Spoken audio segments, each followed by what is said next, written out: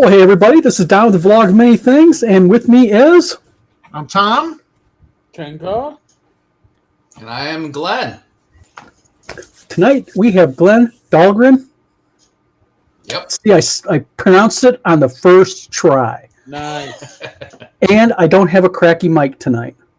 Oh my God, yeah, you're right. It wasn't plugged in all the way to my mic next to me. Fix it just for me. That's right. Want to make sure it was extra special. Yeah. Tonight, welcome to the Vlog of Many Things, and we're going to have probably a busy night tonight.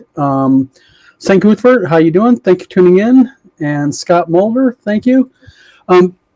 We have Glenn here tonight. He's going to be talking about his books, his history, Unreal 2, Wheel of Time, Deathgate, Tandy color computers, which the archaic dinosaur next to me did not have.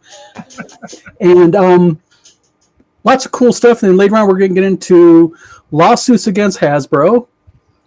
Go Lawyers. And AI and Harper Collins, because I reached out and talked to my Harper Collins rep, who I liaison with for book covers. So that's right. Fugly, how you doing? Yes, it is going to be the Three Stooges theme. Ty, how you doing? Glenn, tell us a little about yourself. Sorry about that. Sure, absolutely. So I am a computer game designer, and I'm an author. And I actually, as I warned you, I'm thinking about just giving you the pitch. I do a lot of book signings. So mostly in my area, in the Bay Area, you'll find me at Barnes & Nobles. You'll find me at Half Price Books, especially over the holiday season. I have every weekend booked. And so I have a pitch. It's like a 3-minute pitch. It sounds like a pitch. I'm warning you ahead of time that I know it's a sales pitch, but I'm going to do it anyway because it's probably the best way for me to introduce you. You know what? Pitch along. As long as you're ready, then I'll go ahead and do it. So I am an award-winning fantasy author. But I'm actually in Concord in the Bay Area, but I was in Miami a couple of years ago where I was at the Reader's Favorite Awards. And that's where I won these babies. I won medals. I won gold for the first 2 books of the series. But not only that, I won the Dante Rossetti and a bunch of others. And I have a lot of visual aids on my table, so I tend to point to things as I'm doing it. I used to be a book publisher, and those are not any half-ass awards. Those are actually legitimate, really vetted out awards. Congratulations! That tells I appreciate you saying that. Yeah, it's I'm really proud of them. And the reason that I'm telling you this is not, hey, look how awesome I am. I just want you to know that my books come pre-vetted, meaning that if you kind of like fantasy, chances are you're gonna love my books. Just like to get that out of the way. So let me tell you about the world. The world is ruled by the gods of order, and they're divided in different aspects like good and evil, law and war, and a bunch of others. They all have temples, and the temples pull from the populace and make their priests. It's really good to be a priest. You get to do all the cool magic and everything. It's not so good to be the people left behind. They're what's known as faithless. And they have to pay gold up for the temples. They don't pay enough, they get auctioned off, become property of the temples. It sucks for them. Now, chaos isn't gone. Order locked it away in a vault, and it's been calling to its followers too. But everybody that shows up trying to free it, Order kills, leaving thousands of years of bones outside of this vault. However, there's a prophecy. Someone's going to show up, open that vault, release chaos, and change everything. But it's also said that the only one that can open that vault is a god. That is the story of the Child of Chaos. This book took me 20 years to write. Now, it's not the only thing I was doing during those 20 years. I'm also a computer game designer. And I've designed games like Star Trek Online and Wheel of Time and Unreal 2. Even Glee. I've done it all. But in that time, I got to work with world-class fantasy authors like Robert Jordan from Wheel of Time. There's Wheel of Time, too. Margaret Weiss and Trace Hickman from Deathgate and Dragonlance. Nice. Terry Brooks from Shannara, and even Piers Anthony. You guys know who Piers Anthony is. Oh, yeah. A lot of people I do my pitch to, they've never heard of Piers Anthony. But I grew up reading Piers Anthony. In high school, he was like my fantasy author hero. And so when I finished that book, he had so many books. I know, but you have to be of a certain age to remember Piers Anthony. Yeah, true. Even though he's still writing, you still, yeah. But when I finished that book, I really wanted him to read it. So I asked him, and he said, I'm not going to have time to read your book. Even if I did, you wouldn't like what I have to say about it because no one ever does. I said to him anyway. He read it in one night. And the next day, he sent me this review. He loved it so much that he gave me my first cover quote. I don't know if you can see it, but it's Read it off. Go ahead. it says, this is what fantasy fiction should be. Ooh, Nice. Which is pretty and awesome. Piers Anthony. Yeah. I mean, that's a Yeah, That's a seal. That's a I seal. don't know. I don't know if you've ever had your childhood hero tell you did something right, but man, it laid me out. I mean, it became a pivotal moment in my life. That and when I won those medals, it's like, all right, maybe I'm on the right track. Maybe I'm doing something good. So there's a character in this book. His name is Dauntes. He's a priest of war. He's like an action hero. Everybody loves him. He's such a fan favorite. I wrote the prequel about him. And this book has actually won more awards than that one. So this became such a critical part of the series that you can read these in either order, but you need to read both before moving on to the House of Prophecy, which just last year won the American Fiction Award. And then the finale. It actually just came out this year. The signings I'm doing right now are the launch tour for The Realm of Gods. I think it's my best book yet. The reviews are coming in. Is that the finale? It is. It's the finale of the series. The reviews are calling it a masterpiece. Their words, not mine. But in the time that it's been out, it has it has received both the American Fiction Award for this year and a medal from Reader's Favorite. Nice. So there's only one more thing I need to tell you, and that is I was doing a podcast about the Wheel of Time game. Actually, it was on the Dusty Wheel. And there was someone listening to that podcast and was the executive producer of the Wheel of Time TV series. He contacted me, and together we relaunched the game to coincide with the launch of the TV series. But in so doing, he is now evaluating my books for a potential TV series or movie. Excellent. Not only that, my old boss at Legend, where I made those games, is now head of games at Netflix. And he's shopping my books at Netflix. So you never know. Never know. cool. Well, congratulations. So that's my pitch. We'll be able to say we knew you when. That's so the way I pitch the books at that point is, hey, you never know. I'm here today. You came in today on the one day I'm signing first edition copies of these things before they blow up. Nice. Kind of cool. Nice. Yeah. But Now- it's a pretty effective pitch. I mean, I'd say maybe 50% of the people who hear it buy the books. Nice. Yeah, and because a lot of authors call themselves best-selling. I mean, when I had my publishing company, that was just someone who had one book sell. They consider themselves best-selling. But to have those type of awards attached to yourself, and then have someone like Piers Anthony, basically agree to give you a quote for your own cover, that's some real credentials. Yeah, I mean, given that not a huge amount of people have heard of me in terms of my books, I've been doing this for about 5 years. Yeah. It makes a big difference having those awards and having a luminary tell people that, hey, real quick, pay attention. Scott Mulder asked, where do we get the goodies? Where can people find you? You're on Amazon, Barnes & Noble, where? So the best place to get signed copies from me, and they're not any more expensive, is just go to my website, which is mysterium.blog.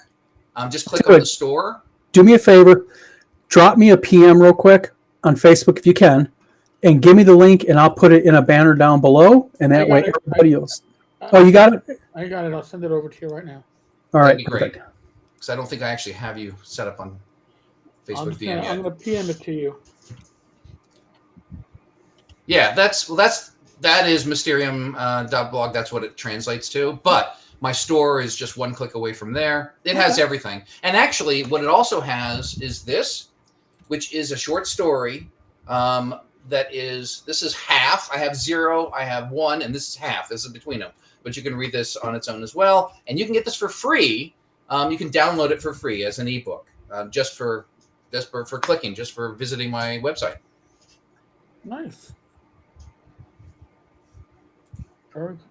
All right, we got you down below.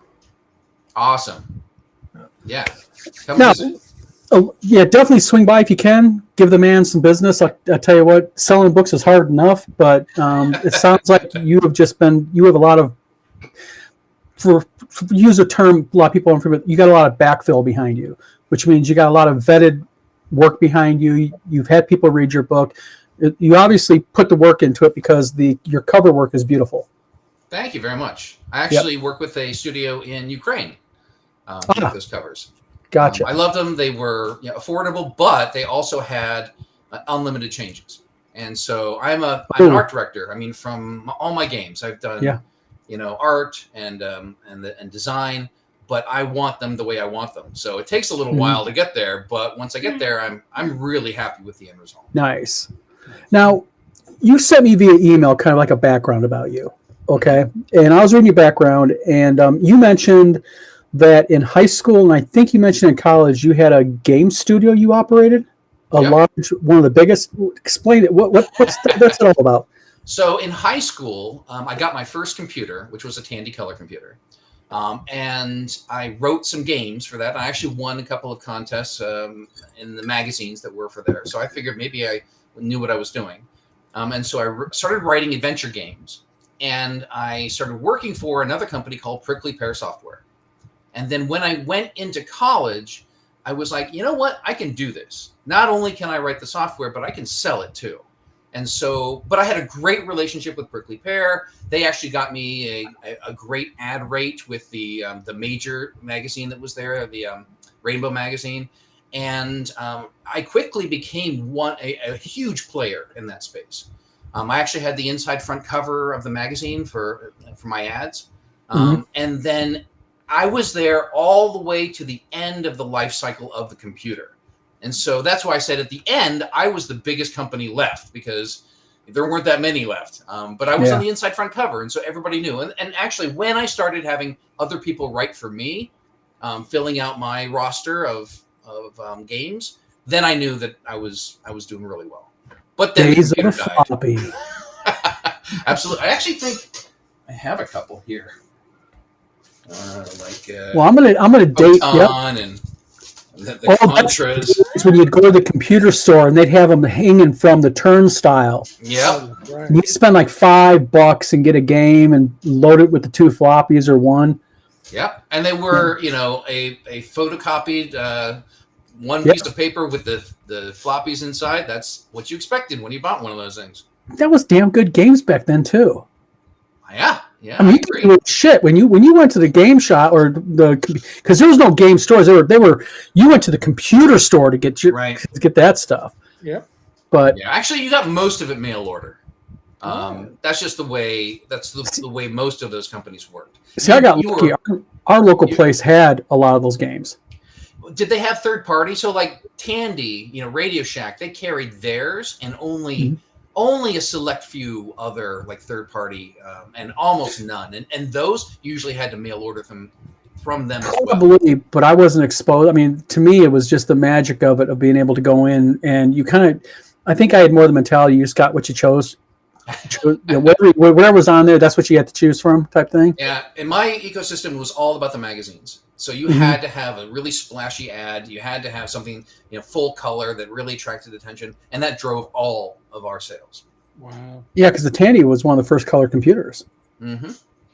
Because I remember back in the day, my dad had an Osborne, which was the old clunky suitcase computer.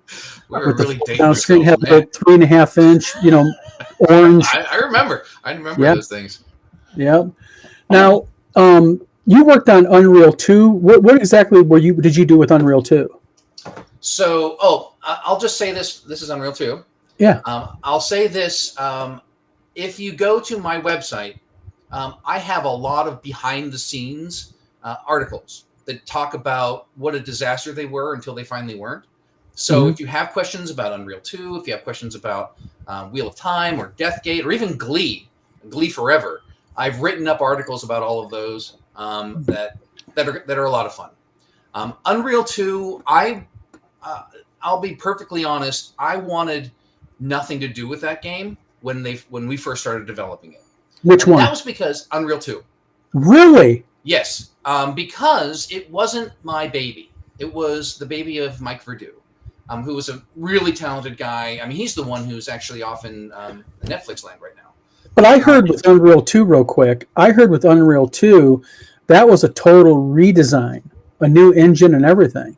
Oh, yeah. Well, they were updating their engine. It was the new version of the Unreal Engine at that point. The reason that they wanted Legend to make Unreal 2 is because we did so well with Wheel of Time. We had a really great relationship with them. We actually, in fact, when I showed the prototype that I put together for Wheel of Time to Tim Sweeney, he said later that's when he realized that licensing was a market. I mean, a viable business opportunity, because other people were doing things with this engine that he didn't envision. And that was really cool. That was a nice thing to hear. So our relationship with them, we are actually helping them build tools and fix bugs early on. And so they wanted to entrust us with their major franchise, Unreal. However, after Wheel of Time, I kind of wanted to do something else. I wanted to move off and make something on my own, but Unreal 2 was already in motion by the time I was finishing up Wheel of Time. So it really only was about, I don't know, halfway through the development cycle for Unreal 2. Things were happening, and if you read that article, you'll see what's happening. At about that time, Mike Verdu left the company, and so he kind of left the project, without a leader, without a designer, and so I had to step in. So it ended up being, I think it was a really fun game. But the expectations for it were so high that it was impossible to meet them. Oh, but so you guys had big shoes to fill after Unreal. No question. And there was we had to ship.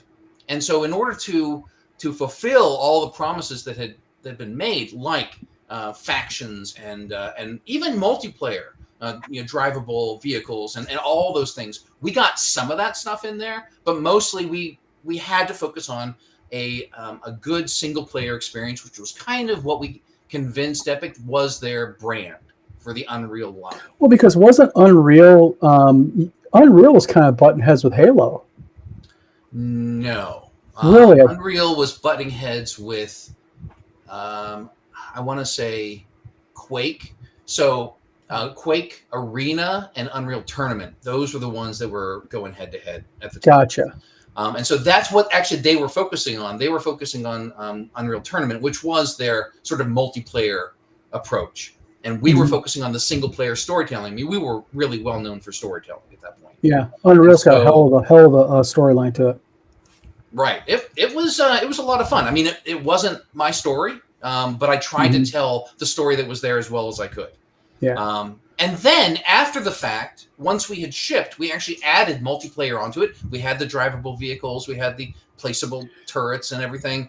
And it was great. It was called Unreal 2 XMP, and it was very well received, but it was too little too late. At that point, that ship had sailed, and we weren't going to see. And Infogram Atari at that time was shutting down. They shut down all. What was your role? Were you a storyline writer? Were you a programmer? What were you? No, I was the creative director. Creative director. Okay. All right. Yeah, for almost all my projects, I was, except the early ones, I've been creative director. So that means that I'm designing it, I'm writing the dialogue, I'm directing the art, I'm directing I'm working with the tech lead to direct the programmers. I'm directing the level designers. I'm even directing the voice. I did actually a bunch of voice acting in my games, and so that's one of the reasons I did all of my own audiobooks. So if you get my audiobooks, you'll hear my performances. Well, I can see the carryover. I can see how writing can help you with art direction, but also art direction can help you with writing, because writing is very difficult. Because I write also, and it's especially when you get large epic level storylines, it's hard to keep track of all those characters, how they interact, and do it in a way that page 5 makes sense to page 255. Well, you make an adventure game, and then you'll understand what that process is like. It's really interesting, because that puzzle, that thing that you drop in the first few moments, might end up using a puzzle at the end. So keeping that whole thing in your head is something actually I have a lot of experience doing, and it's a lot of fun. I mean, that's want something that I excel at. And so, yeah, absolutely. I think that was a skill that I was able, but also creating stories. I mean, everything I have done in my entire career has been about storytelling. Yeah. And I got wonderful opportunities to tell stories in other people's worlds. So like, telling Wheel of Time, that's an entirely new storyline inside the Wheel of Time universe. Now, Deathgate. Oh, go ahead. No, I was going to ask about Wheel of Time. Now, you were the creative director for Wheel of Time video game, correct? Mm-hmm. Okay. Well, kind of a dumb question. All right. How does Greg or Glen Dahlgren get a job being a creative director, doing Wheel of Time, Unreal 2, Deathgate? I mean, good question.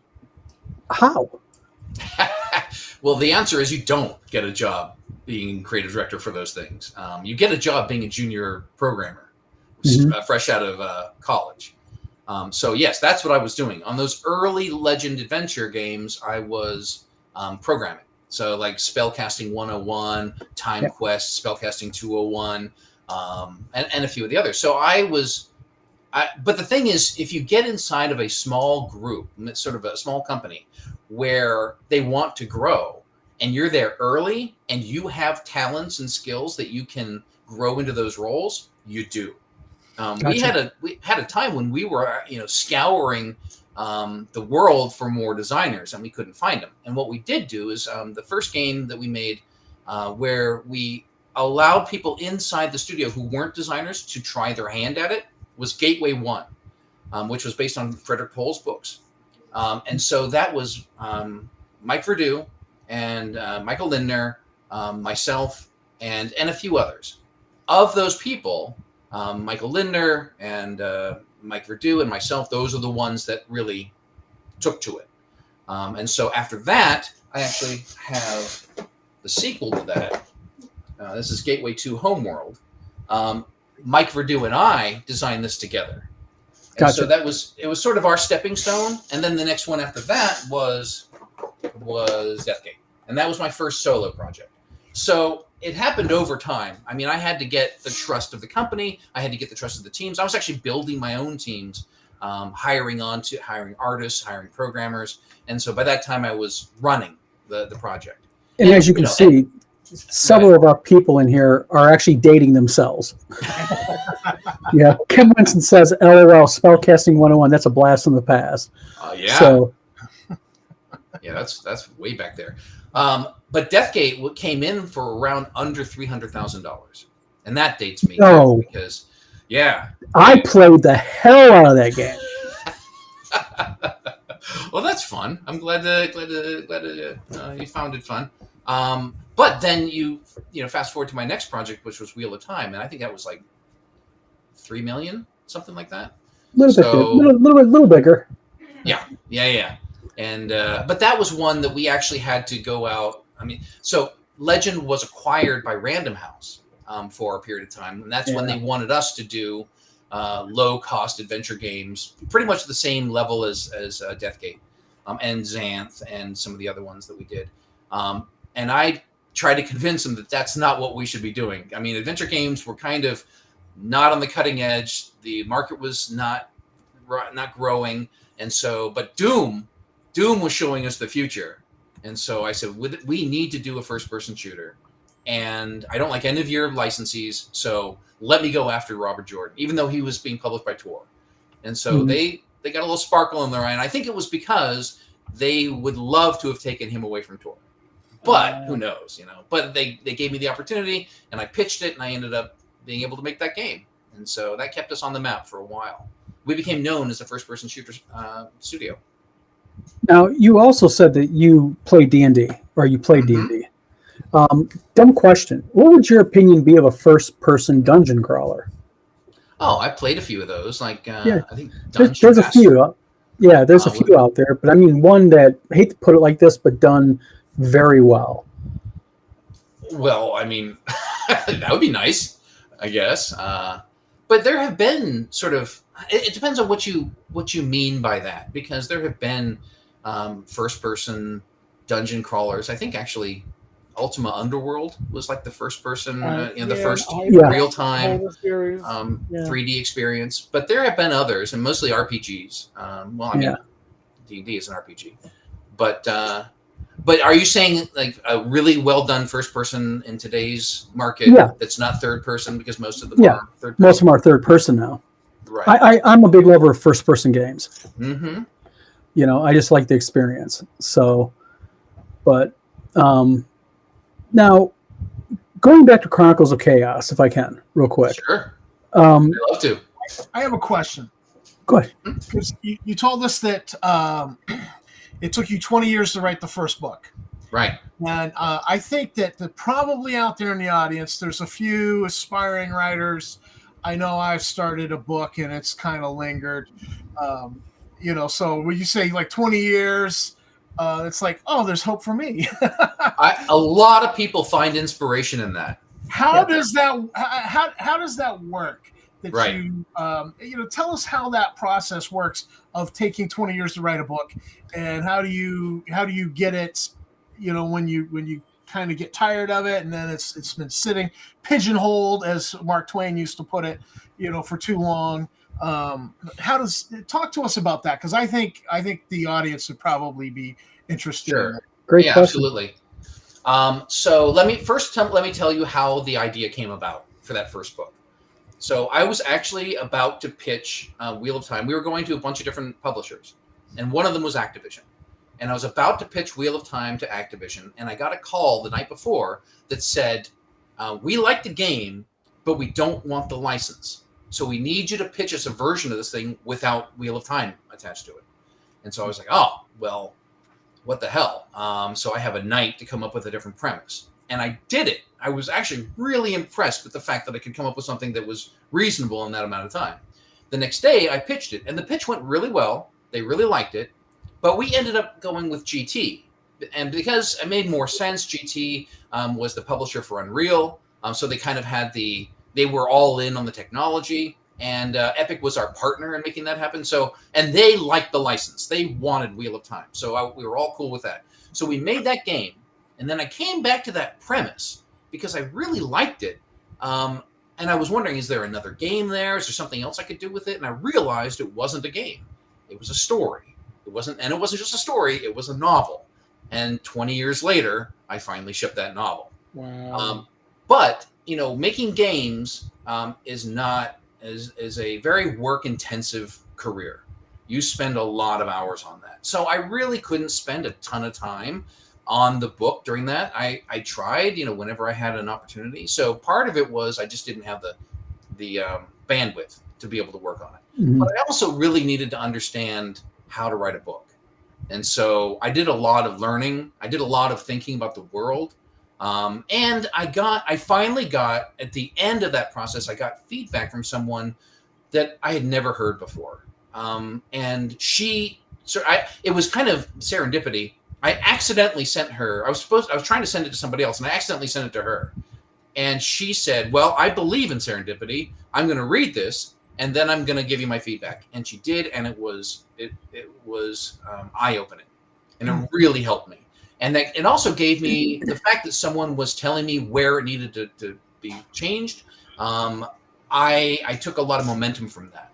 And so I was able to start making a few drafts. The golden rule to authors: listen to the feedback. Oh yeah.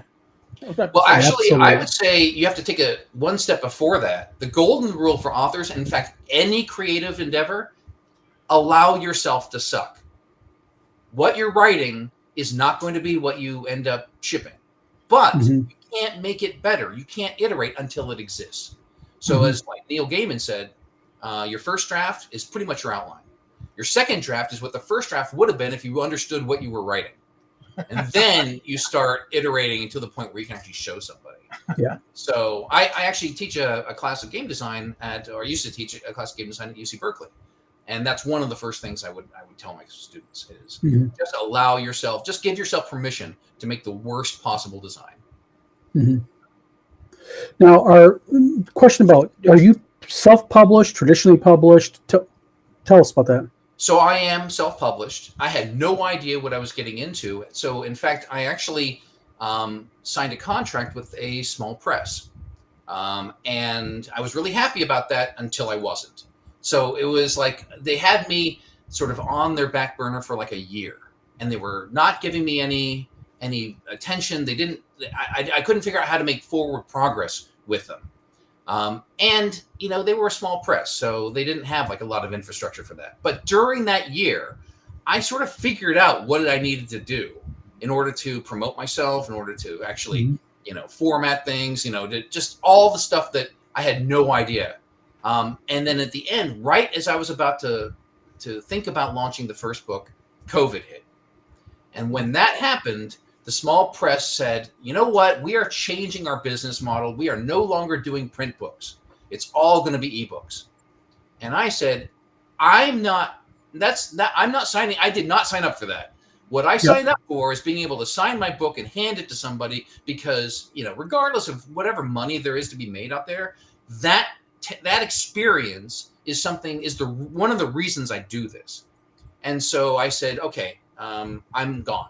I don't need that anymore. And in fact, I'm really glad that I'm not with a press right now, because if I start engaging in those contract negotiations for my rights, either for movie, TV, or games, there's no one between me and the people that I need to talk to. Mm-hmm. Especially if they're not bringing anything to the table, and a lot of the small presses don't. Mm-hmm. Right. So anyway, I am self-published, and so far, I'm really happy that that's the way I went. Well, it sounds like so far so good.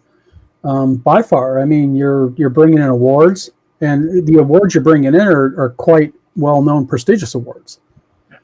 And receiving those awards means your peers are reading your product, your creation, and it's like getting Game of the Year at the Annie Awards for gamers. I mean, it really shows that you did something. But now you were talking about the Chronicles of Chaos, and you're talking about Chaos is locked up in this temple vault, correct? I call it the vault. Okay, the vault. I don't want to talk too much about it because I don't want to give it away, because the final book just got released. So talk a little bit about the character development. I mean, who is the hero of the book? Is there a hero figure in this book?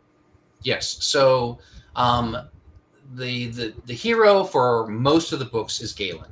He's a kid he's drawn to chaos. He doesn't know it, but that's sort of what he's all about. He's really creative in a world that doesn't like that, because the world is controlled by order, and order likes everything to be the same, not changing. And the people who are drawn to chaos are the visionaries. They're the ones who can actually see something that doesn't exist and make changes. And chaos and order wants to shut that down.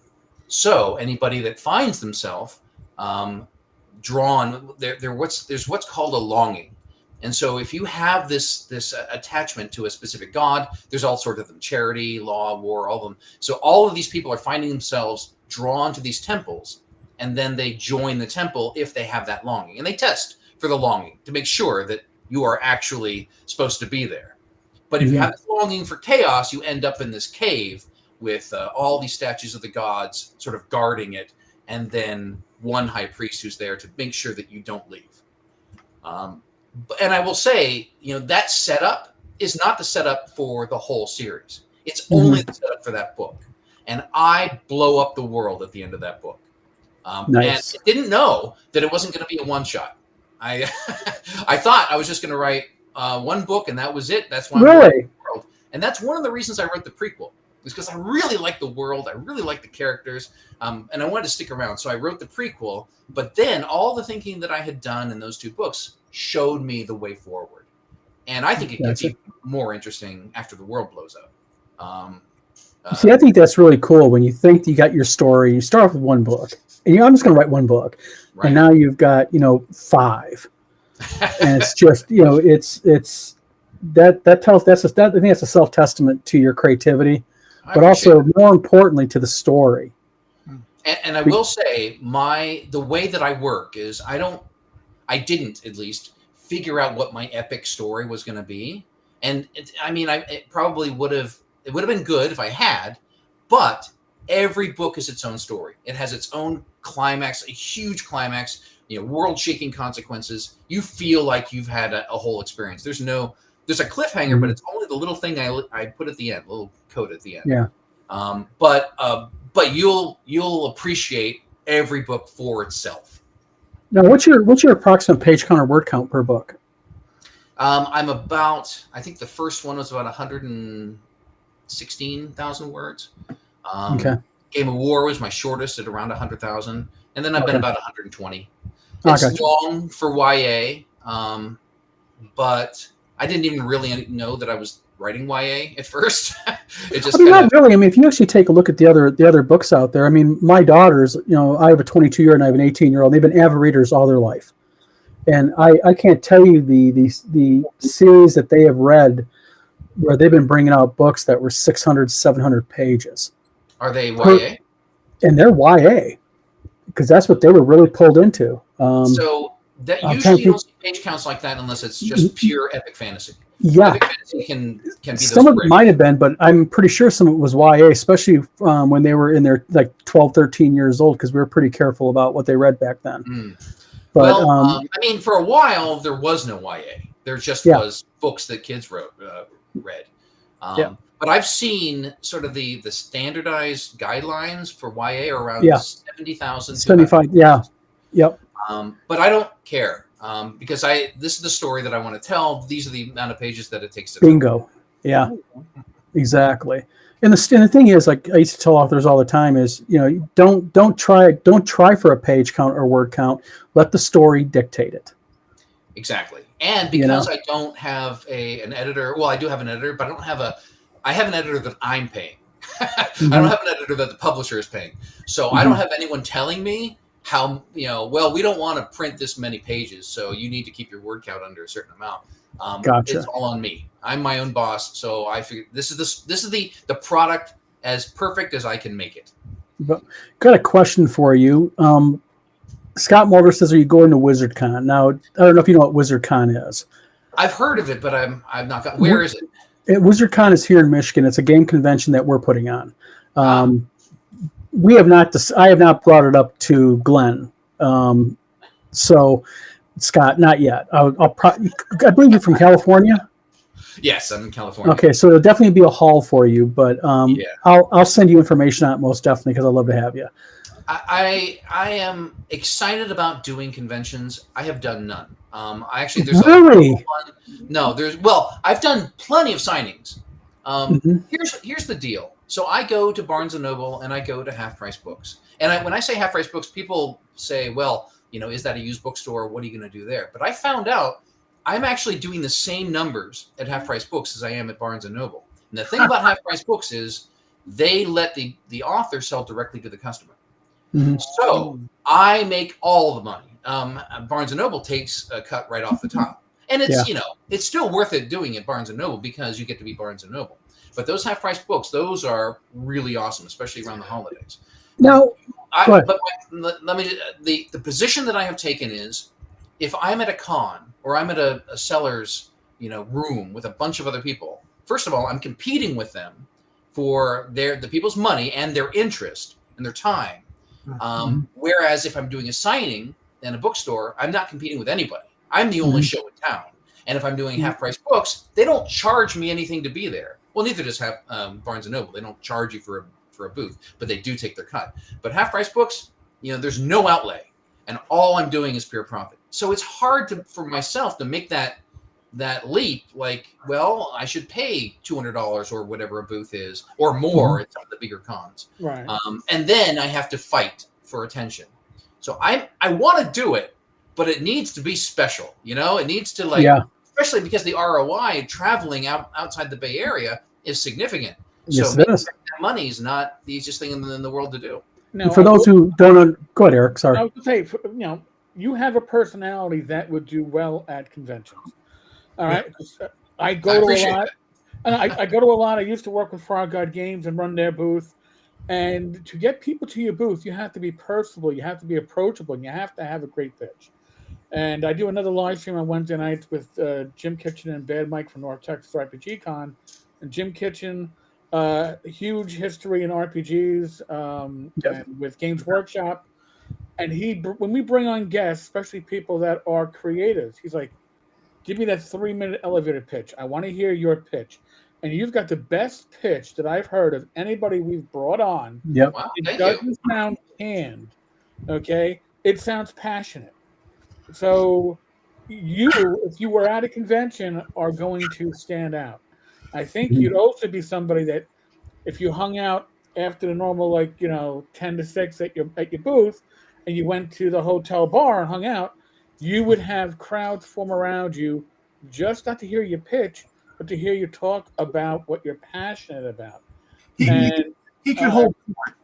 You could hold court. That's the goal. I've seen creatives literally hold court at conventions, and it's based upon the ability to present yourself. You have it. So don't sell yourself short that you're going to get lost in the mix. Trust me, most people who are running booths at conventions are just praying that somebody's going to walk up and look at their stuff. You have a personality that's going to draw people in. I appreciate that. I get that a lot from the managers of the bookstores because they say a lot of the people that they have in doing signings, they sit there, they look at their phone, and they sell maybe 5 books. Right. I situate myself right by the entrance. As soon as someone comes by, I say, "Would you like a free bookmark?" Everybody says yes. I give them a bookmark, and then I say, "Do you like fantasy books?" And a lot of the times they say yes. And I say, "Well, then we need to have a conversation." And then I immediately go into my pitch. And then, as I said, 50% of the times we're selling. We just sold in one Barnes & Noble. It's a really good location. We sold 93 books that day. Nice. And that's, I see other people who are successful at this selling like 30 books. I think we're doing pretty well. Oh, yeah. I think your pitch could suck, but you have Piers Anthony. And that Piers Anthony quote makes me go, I might need to read this. Well, Piers Anthony. There's a lot of people. Most people don't know him anymore. So I have to just sort of explain, he was a big deal back in the day. Mm-hmm. Kim Winston says, plus, if you go to cons, you got a chance someone will show up with a copy of Deathgate to sign. That is true. Now, and the thing is, keep in mind one thing, Glenn. People that go to gaming conventions tend to like fantasy sci-fi. They tend to be very fantasy sci-fi centric. So Absolutely. You already have a very closeted clientele, potentially. And at a game, I go to a Barnes & Noble, I'm not going there specifically maybe to buy something. Maybe I'm wandering, maybe killing some time. Chances are you're there to get Starbucks. Maybe. But real quick, disclaimer, my daughter's a manager at the local Starbucks, so I don't buy anything at Starbucks. I'm lucky. But the thing is people who go to a gaming convention, they tend to bring money because they're going there to play games and buy. They're going to hit the dealer room. They hit the dealer room. Absolutely they do. So it's I'm not pitching WizardCon, but there is North Texas RPG Con ran by Bad Mike and crew. There is TotalCon. There is GaryCon. I mean, there's a whole slew of conventions out there, and Eric can throw a few more at you. Yeah. There's got to be conventions in California. There's got to be. FanX is just happening now, I think, and if I had known about it ahead of time, an author friend of mine keeps inviting me to the FanX in Salt Lake City, which I want to do because he has this like super booth where he has 12 different authors all signing, and I actually wrote a story. I wrote this story for his anthology that they released at FanX. I didn't realize there was one in San Francisco. If I had, I might have looked into it. I'm just at the beginning. I'm at the beginning of my sort of author career. I'm only about 5 years into it, but I'm really at the beginning of sort of branching out outside of. The problem is the Bay Area is so target rich with places that I can go to sign that I almost don't need to move outside of that. But really, you do need to go outside of there because the idea is you want to expand outside, and this is just me and my putting my publisher hat on, is you definitely want to expand outside the Bay Area because just in the gaming convention sphere, I mean, books are right up people's alleys on that. Because a book, what's the retail on your books? So the paperbacks are $19.99. The hardbacks are $32.99. And actually, here's the pitch. If you go to my website and you buy the whole series, you get 15% off the whole thing. So it's almost like getting a free book. Now, are they 6x9 or 5.5 by 7.5? What They or are 6x9s? Okay, yeah. So they're standard paperback industry size. Yeah. So hey, $19.99. That's a good price. I mean, that's really right down the average. I mean, for what a good novel, about 120,000. Copy. I mean, when we get into the holiday season, that a lot of people aren't necessarily buying for themselves. Getting a book signed by the author for someone that they love, that they know loves fantasy, but hasn't necessarily read the series, and they know it's good. I mean, it's got a bunch of awards. There's no better gift, and so we tend to do really well. In fact, this weekend we're going to be in Roseville, in Sacramento, and I don't know. I mean, I just found out like within the last few months how big that place is. That's where like national bestsellers go to launch their books. So Nice. I'm really looking forward to this. Right on the weekend before Thanksgiving, that's where we're going to be, and I'm bringing like double the amount of books I normally bring. Mhm. Wow. Yeah. Nice, really nice. Gonna branch into something a little different for you. You know, Harper Collins. What I'm not. I want to talk a little bit about something Harper Collins is doing with authors, and I'd like to get your feedback as an author. And it's not. I'm not getting into an AI debate, okay? Because in the gaming sphere, in general, AI has a brick wall between it. I mean, either you are pro AI or you are anti AI, and there are very few people balancing themselves on the top of that brick wall. Right. But Eric, maybe you can explain a little bit better what happened with Harper Collins and such. Well, Harper Collins now it's an opt-in for non-fiction authors at the moment to opt in their works. Apparently, the numbers that the article said, I think, was $2,500 for access to one of your works to feed their AI. To one of your works. One of your works. It's a one-time. What are they getting for that from that one work? They are getting to add. You know, AI is powered by generally scraping the internet. Right. For this way, they're doing it legitimately. I'll use quotations with that. On the up and up. On the up and up, they're saying, "Hey, we're paying for the access." Right. And at the moment, again, they're. It's weird because the article talks about somebody who writes child fiction, yet they also state that they're only going for non-fiction authors at the moment. Well, that's why. And backlisted titles only. Yeah. Okay, but that's why I asked the question: what are they looking for? For nonfiction, it's like, are they looking for style? Are they looking for like your literary approach, or are they looking for the facts? You know, well, for the facts, that's one thing. Right. You know, one title is not going to get them all the facts in the world.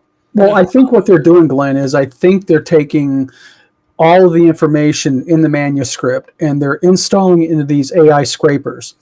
And I don't know if you know how AI works. From what I've researched a little bit, so what they're doing is they're trying to feed these databases. Yeah. And my questions, I came up with a whole bunch. I said, they want to sell only backlisted titles.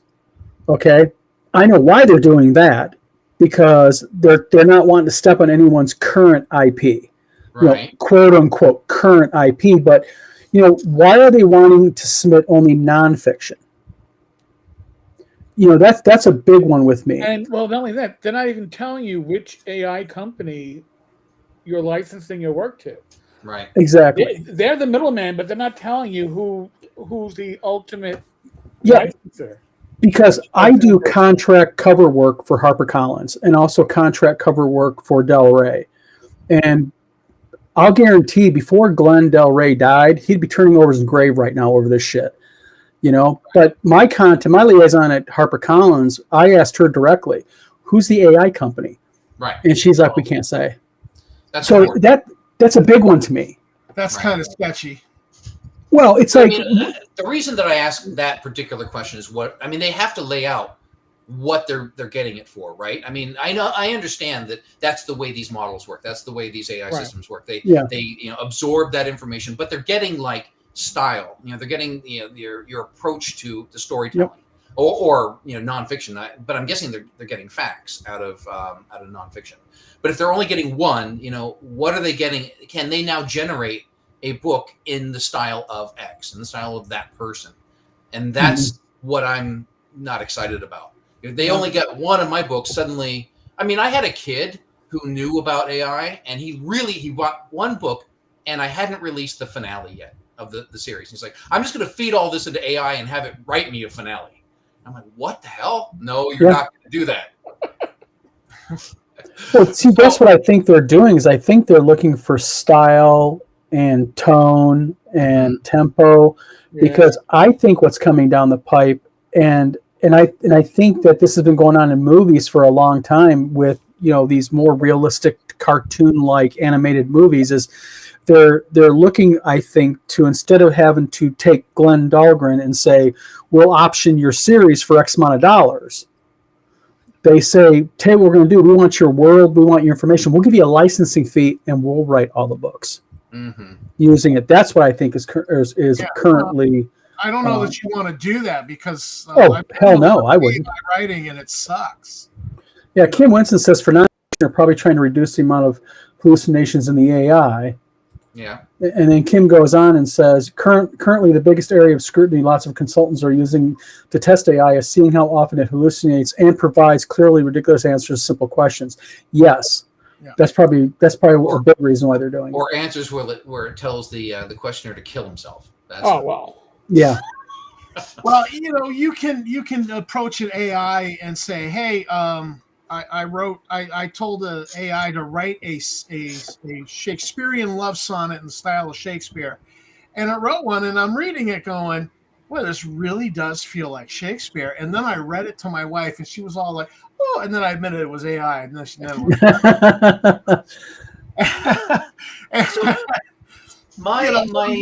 you can get stuff written in somebody's style. So then, next thing you know, I could say, write me a D&D adventure in the style of Glen Dahlgren. And it would spit it out, because it's got your material in the training data. My son is going to CSU East Bay currently. He's in his junior year.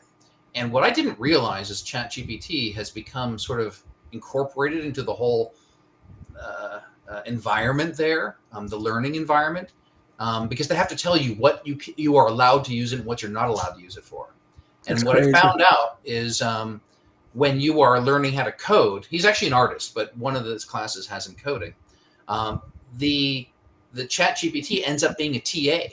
So it will debug your program for you and let you know alternative ways to do what you're doing. Is it really how accurate can that be? It is very accurate. It is really smart about what it's producing.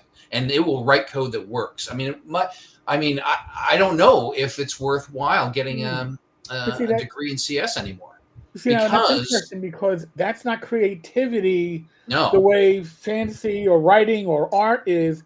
This is literally dealing with numbers, and numbers have repetition. Although some people would tell you there is creativity in coding. I'm not saying there isn't, but I'm saying it's something that is more AI focused, something that AI, I almost want to say instinctually, has a better grasp of, because it's not trying to understand the human mind and emotions. You don't necessarily need a soul to write code. Right. It doesn't need a soul.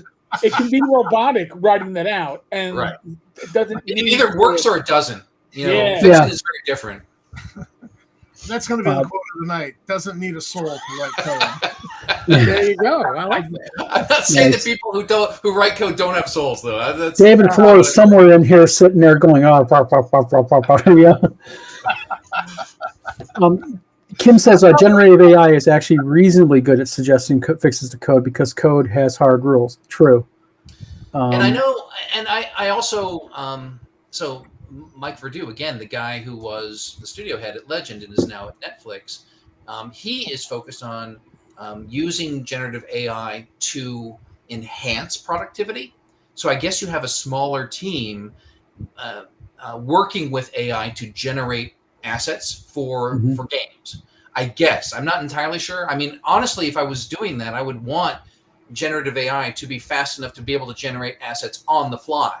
because what that maybe can do is allow the player to have more influence in the experience. Because I love the idea. I've never been about player-generated content, but I love the idea of player-influenced content. So you are using the tools inside the game to make something and invest yourself in it. It's a lot of designs that I have made have been sort of along those lines. Because I wonder if people are using it to make skins or make their own environments, like in Unreal.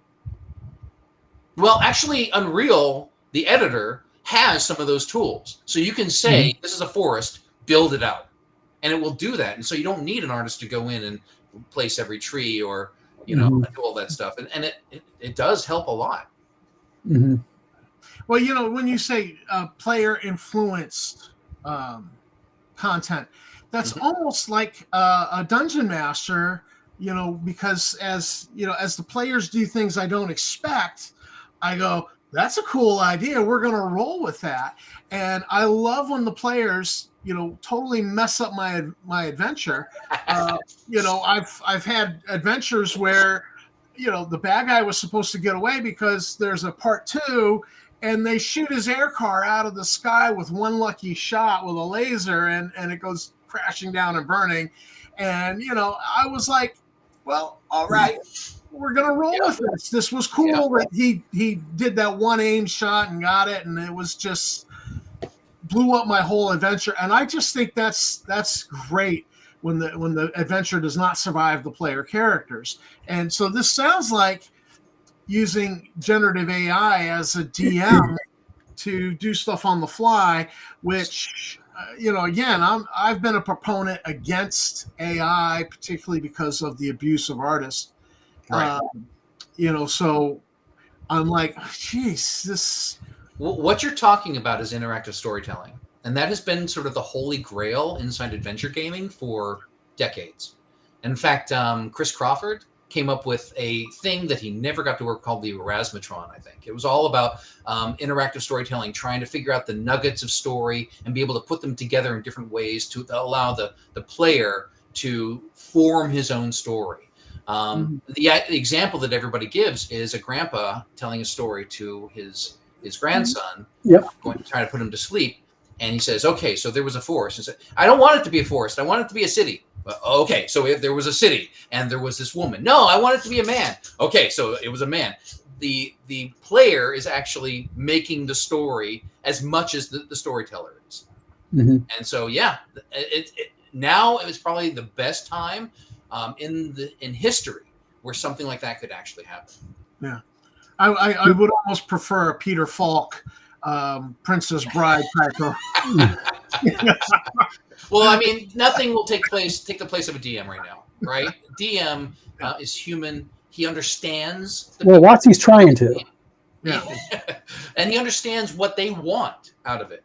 And so he is able to deliver that story, that experience, knowing his audience. And also the other thing is that when you've got a group of friends, you get to know these people and you start to have this shared, jokes and shared shorthand. Exactly. And you'll say things, that, and so it becomes part of that too. And you're not going to get that with the generative AI at this point, I don't think. I would say that probably a huge draw of playing in a gaming group is knowing that DM and what he can make and looking forward to what he comes up with, not just AI 3, what it's going to spew out, because, playing a role-playing game, online or whatever is not the same thing as having someone you know and trust making an experience for you. And actually that goes back to something I always say, which is it's all about the player giving me their trust. Because I've played games where they have broken my trust. They have given me puzzles that just don't work, are not logical, and make me want to throw the disc against the wall. Once you've broken my trust, you're done. I'm not playing your game anymore. But if I can convince you that you've put your faith in me because I am taking care of your experience, I am protecting your experience, then you're going to have a good time. Yeah, and Fugly says something that I think that when that day happens, it'll be a very sad day indeed for gaming and for players. He says there will come a day that players will never have known the live interaction of a DM. Yeah, I don't think that's true. you go to a convention and you sit in a game with, like I've sat in with Eric's games at conventions down in ShireCon, and you sit in and it's just magical. It's just magical sitting in a game. And even a game I didn't like, there was some weird West game Tammy and I sat in on. We had fun, even though I decided about 10 minutes into this process, I didn't like the game. 400-page rule book and no. It's bigger than that. We're talking about Weird Frontiers. It's about 850 pages. Wow. When it went to print on demand, they had to break it into 2 volumes because they couldn't do a POD that size. Had fun. I had fun. We had a great time. Tammy did some unusual things with the stuff on her character sheet. Great time. I hated the game, but I still had fun, and I enjoyed the other players at the table and the jokes. There was joking, and it was just the human element. You really enjoyed the human element. Yeah. And you can't get that with AI. Not yet. Now, Glenn, you're an hour. Learned a lot of really great stuff about publishing from you, the writing process, your books. What's next for Glenn? Yeah. So I've actually continued to work designing. Actually, my last project was the metaverse version of Sephora, believe it or not. So I occasionally, freelance doing design. There's another game coming up that I might be involved with. Depends on if he gets the financing. I don't know. But the one thing I do know about is the books that I'm writing. So you were right in identifying The Realm of Gods as the finale to the series. I wrote it to be the finale. It's an awesome conclusion. Brings a lot of the threads to their conclusion. But every single review that I got said, "I love it, but I want more." So I said, you know what? I agree. I actually kind of set the stage a little bit with the last line in that book. I left the door open for myself, but I knew, I spent 25 years in this world with these characters, and I love them too much to let them go. So I am writing a sequel series. It's 7 years after the events of the last book, but with many of the same people in the same world. And we get to find out what happens next. And I'm about 15,000 words into it, and I'm having a blast. Nice. Excellent. Nice. Well, Glenn, you know what? We really appreciate you coming on. You are the type of host that we really like to have. We could have a host every week like that. This channel would be blown up with subscribers by now. Yeah. Well, I really appreciate you having me on. I didn't know about you guys until I saw Jolly posting about the interview you did not too long ago. Against Whitman? With Whitman? Yes. Yeah, I heard some of the things from Jolly's perspective about what happened there, and so I was really interested to see, what he had to say for himself about that. So that's how I got. Well, hopefully he talked favorably about us. So. Well, I didn't speak to Jolly, but I just saw your show, and so okay, good deal. Good deal. Yeah. But actually, that connection is really interesting because, Knights of the Dinner Table I've been a big fan for a long time. They did a review of your books. So I sent my first book in to Jolly, hoping that, maybe he would take a look at it. He gave it to Barbara, and Barbara has reviewed every single book since. Nice. I think I'm not talking out of turn. She fell in love with the books. They really speak to her. And so every book that's come out, I can't wait to see her reviews of them. And I don't know any other book that has had like every book in the series reviewed in the pages of Knights of the Dinner Table. So that's kind of cool. But yeah, she's like the first manuscript that goes out is going to Barbara. Nice. So yeah, I really, anyway, that's how I found out about you guys. Good deal. Well, you know what? Again, we appreciate you coming on. You see, Ken was good for something. True. That's true. Eric, you're going to have to eat your words on that. You got to agree. Ken was good for that, at least. Listen, I didn't rip Ken's head off. the cop in me came out. I got to admit, but I was well behaved. Honestly, the way you guys interacted with him convinced me that it was a show that I wanted to come on. Thank you. You had the right perspective. We try to be straightforward. We try to sit there, have fun, but at the same time, sometimes, like with him, you sometimes just call have it to out. You just yeah. Well, again, Glenn, thank you for coming on. We will be on again. Next Thursday we will not be on because next Thursday is Turkey Day. Oh yes, Thanksgiving. Yep. Oh, so, Eric, are you still having your midweek? Hang out right after this. Yep, on Discord. What are you doing your Wednesday? Oh, next week? Oh yeah, we're doing Wednesday. We're doing listen. Got you. Gamers Health on Saturday. What's that? Gamers Health on Saturday. Gamers Health. Oh, definitely. Okay. Well, Turkey Day, the vlog of many things takes a hit. So we end on at least the last show before the holidays ends on a positive note. We had you on, Glenn. Thank you very much. You've been an excellent guest. Yeah. Appreciate it. Everybody watching, hope you guys have a really good Thanksgiving. For those of you who don't celebrate, have a good Thursday night. But I personally will probably be in food coma.